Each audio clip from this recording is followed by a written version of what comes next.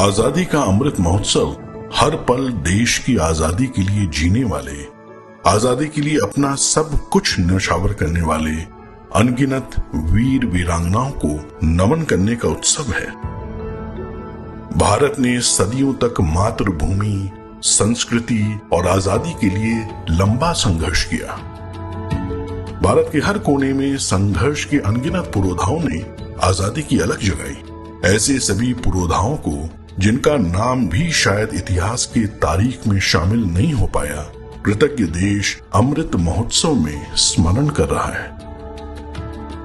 इसी कड़ी में एक अहम कदम है क्रांति गाथा संग्रहालय, जिसके जरिए महाराष्ट्र में स्वतंत्रता संग्राम से जुड़ी अनेक वीर वीरांगनाओं की त्याग और बलिदान की यश गाथा को देश की युवा पीढ़ियों के लिए सहेजा गया है।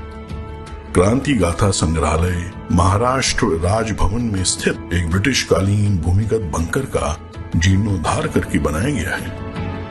15,000 स्क्वायर फीट में फैले इस बंकर का इस्तेमाल ब्रिटिश सरकार कभी युद्ध उपकरण और गोला बारूद के भंडार के लिए करती थी।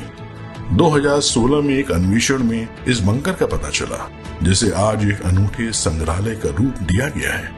यहाँ दर्ज हैं ऐसे बलिदानियों और आजादी के दीवानों की शौर्य गाथाएं जो दुर्भाग्यवश इतिहास के पन्नों में कहीं लुप्त हो गई।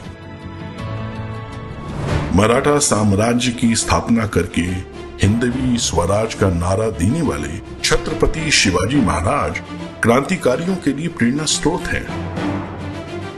1857 में भारत के प्रथम स्वतंत्रता संग्राम के कुछ ही दशकों के बाद वासुदेव बलवंत फड़के और चाफेकर बंधु जैसे वीरों ने सशस्त्र क्रांति का परचम महाराष्ट्र में लहराया। लोकमान्य तिलक ने धार्मिक और ऐतिहासिक प्रतीकों द्वारा देशवासियों में राष्ट्र भक्ति की भावना को मजबूत किया। विनायक दामोदर सावरकर और उनके बड़े भाई बाबा राव सावरकर ने असंख्य युवाओं के साथ देश की पहली संगठित गुप्त संस्था अभिनव भारत बनाई। अनुशीलन समिति और युगांतर जैसी गुप्त संस्थाओं के साथ मिलकर अभिनव भारत ने उपनिवेशवाद पर कड़ा प्रहार किया। विदेशी कपड़ों का देश में सबसे पहला होलिका दहन तिलक के नेतृत्व में वीर सावरकर ने 1905 में पुणे में आयोजित किया। सावरकर की उच्च शिक्षा के लिए लंदन जाने पर अभिनव भारत की शाखाएं यूरोप में भी फैली।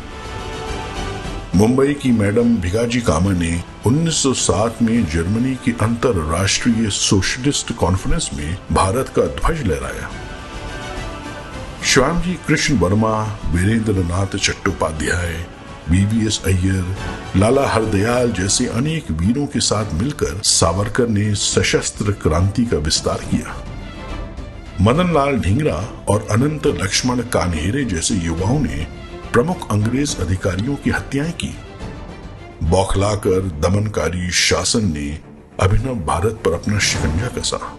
क्रांतिकारियों को असहनीय यातना झेलने के लिए काला पानी की सजा दे दी गई। प्रथम विश्व युद्ध के समय जब गदर पार्टी का गठन हुआ तो उसमें महाराष्ट्र के वीर विष्णु गणेश पिंगले और डॉक्टर पांडुरंग खान खोजी जैसे लोग उत्साह से शामिल हुए।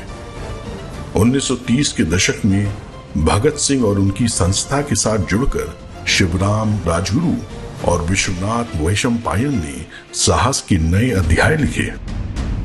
राजगुरु को भगत सिंह और सुखदेव के साथ 23 मार्च 1931 को फांसी दे दी गई। वासुदेव बलवंत गोगटे ने अंग्रेज अफसर को मारने की कोशिश की। लगातार जारी क्रांतिकारी प्रयासों के बीच नेताजी सुभाष चंद्र बोस के नेतृत्व में आजाद हिंद फौज की वीरता और मुंबई में 1946 की नौसेना विद्रोह का शौर्य सामने आया। आजादी के अनगिनत दीवानों के पराक्रम के सामने साम्राज्यवादी सोच आखिरकार बेबस हुई और भारत सन 1947 में आजाद हुआ। क्रांति गाथा संग्रहालय हमारे स्वतंत्रता सेनानियों के योगदान को संरक्षित करने के लिए एक तीर्थ स्थल से कम नहीं है। आज जब देश महान व्यक्तित्वों के जीवन से प्रेरणा लेकर राष्ट्र निर्माण के संकल्पों की सिद्धि के लिए तेज गति से बढ़ रहा है, तो क्रांति गाथा जैसी पहल हर देशवासी को गर्व से भर देती है। जय हिंद।